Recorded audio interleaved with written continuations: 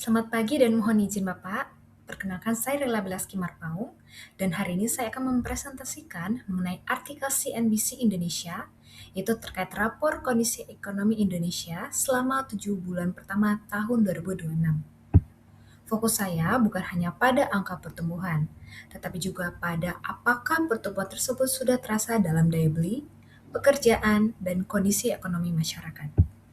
Jadi pembahasan saya akan melihat ekonomi Indonesia secara utuh dengan membandingkan pertumbuhan yang terlihat dalam data dengan kondisi yang dirasakan dalam kehidupan sehari-hari.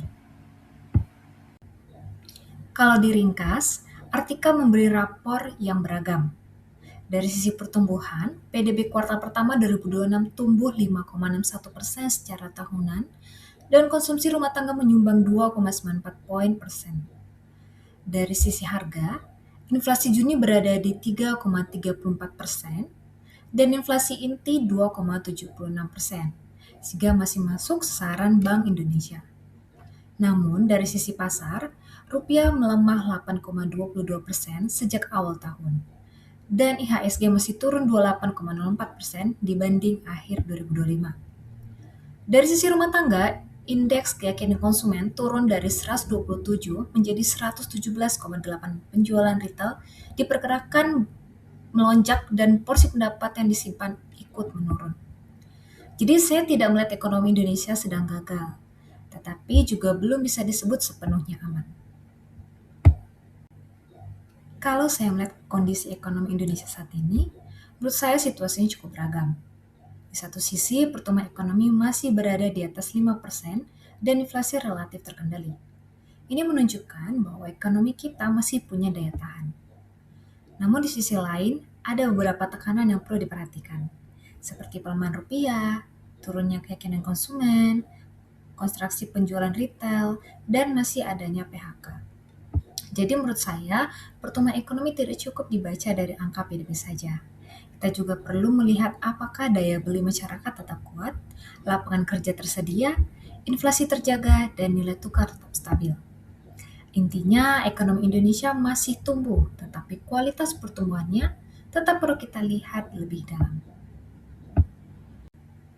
Angka pertumbuhan 5,61% memang terlihat solid, bahkan lebih tinggi daripada 4,87% pada periode yang sama tahun sebelumnya. Akan tetapi, ada beberapa hal yang perlu dibaca lebih dalam. Secara kuartalan, ekonomi justru 0,77% dibanding kuartal keempat 2025. Konsumsi pemerintah tumbuh sangat tinggi, yaitu 21,81%. Sedangkan sektor akomodasi dan makan minum tumbuh 13,14%. Angka tersebut memang masuk akal, karena kuartal pertama itu kita dapat dorongan dari Ramadan, Idul Fitri, THR, mobilitas, dan juga hari libur. Karena itu, pertanyaan kritis saya bukan apakah pertumbuhan itu nyata, tetapi apakah kecepatannya dapat bertahan setelah dorongan musim berkurang. Materi kuliah juga mengingatkan bahwa pertumbuhan perlu dibaca bersama ketenagakerjaan, inflasi, investasi, dan karakteristik regional. Inflasi Juni 2026 sebesar 3,34% masih berada dalam sasaran Bank Indonesia, yaitu 2,5% plus minus 1%. Namun posisinya sudah cukup dekat dengan batas atas. Inflasi inti juga naik menjadi 2,76%. Artinya, tekanan harga tidak hanya berasal dari barang yang mudah bergejolak, tetapi mulai terlihat pada komponen yang lebih mendasar. Disinilah saya membedakan antara inflasi yang terkendali secara statistik dan biaya hidup yang dirasakan masyarakat. Rumah tangga berpendapatan rendah itu memiliki ruang yang lebih sempit ketika harga pangan, transportasi, atau energi naik. Penelitian Al-Makrus dan Predi tahun 2022 menunjukkan bahwa suku bunga, PDB, dan harga minyak dunia itu berpengaruh signifikan terhadap inflasi Indonesia. Ini memperkuat pentingnya koordinasi kebijakan moneter, fiskal, dan juga energi. Tekanan berikutnya terlihat pada nilai tukar dan pasar saham. Rupiah bergerak dari sekitar Rp16.670 menjadi Rp18.040 per dolar Amerika, atau melemah 8,22% sejak awal tahun. Bank Indonesia kemudian menaikkan suku bunga hingga 5,75%. Dari sisi pasar modal, IHSG masih turun sekitar 28% sepanjang tahun berjalan, walaupun telah rebound lebih dari 17% dari titik terendah Juni. Menurut saya, rupiah dan IHSG bukan sekedar angka untuk investor. Pelemahan rupiah dapat menaikkan biaya impor, bahan baku, energi, dan juga pembayaran kewajiban dalam valuta asing.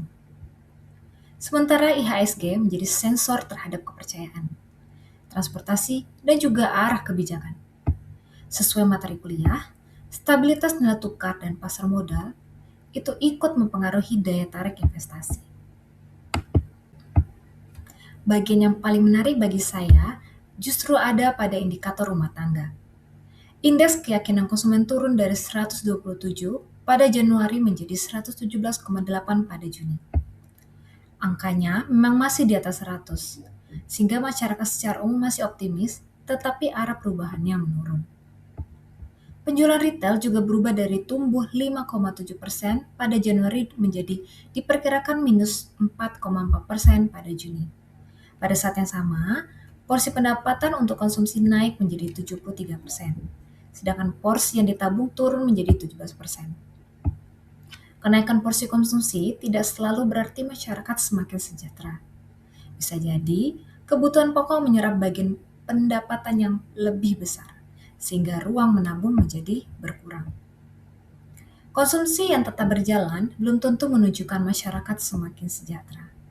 Bisa jadi masyarakat tetap harus berbelanja karena kebutuhan sehari-hari itu menyerap porsi pendapatan yang semakin besar. Dari seluruh data tersebut, pendapat saya adalah ekonomi Indonesia tidak sedang gagal. Stabilitas makro masih terlihat dari pertumbuhan di atas 5%, inflasi yang terkendali, serta investasi yang meningkat. Namun, raportnya belum sepenuhnya hijau. Ada kerentanan pada nilai tukar dan sentimen pasar.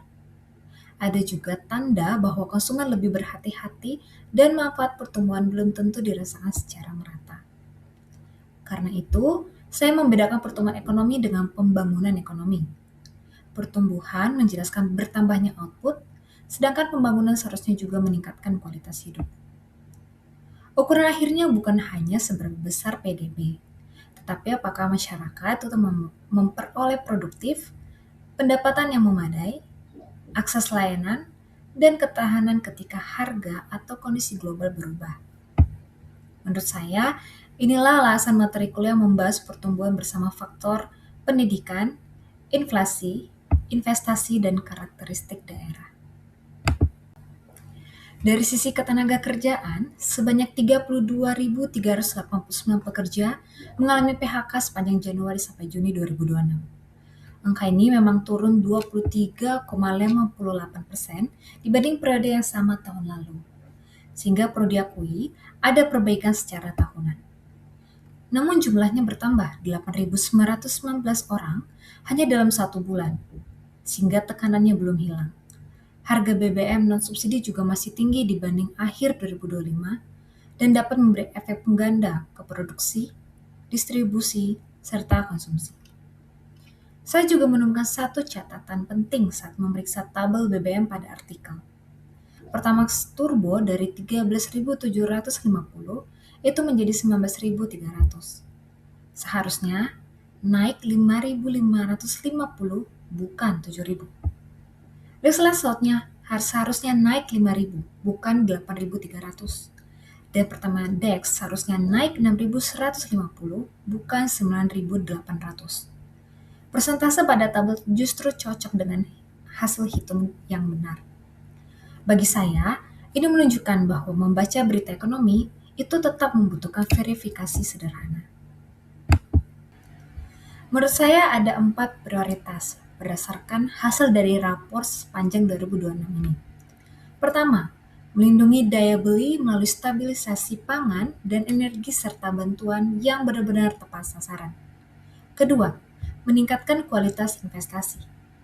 Investasi tidak cukup hanya besar secara nilai, tetapi perlu terhubung dengan pekerjaan lokal, UMKM pemasok, dan juga transfer teknologi. Ketiga, menjaga rupiah dan kepercayaan melalui ekspor bernilai tambah, kebijakan yang konsisten, dan transparansi pasar. 4. Memperkuat ketahanan rumah tangga melalui pekerjaan produktif dan akses keuangan digital yang aman. Penelitian Al-Wahidin dan rekan-rekan tahun 2023 menemukan bahwa inklusi keuangan digital berkaitan dengan peningkatan konsumsi rumah tangga, terutama pada kelompok yang memiliki aset dan pendapatan lebih rendah. Namun, akses digital tetap harus disertai literasi dan perlindungan konsumen agar tidak berubah menjadi beban utang baru.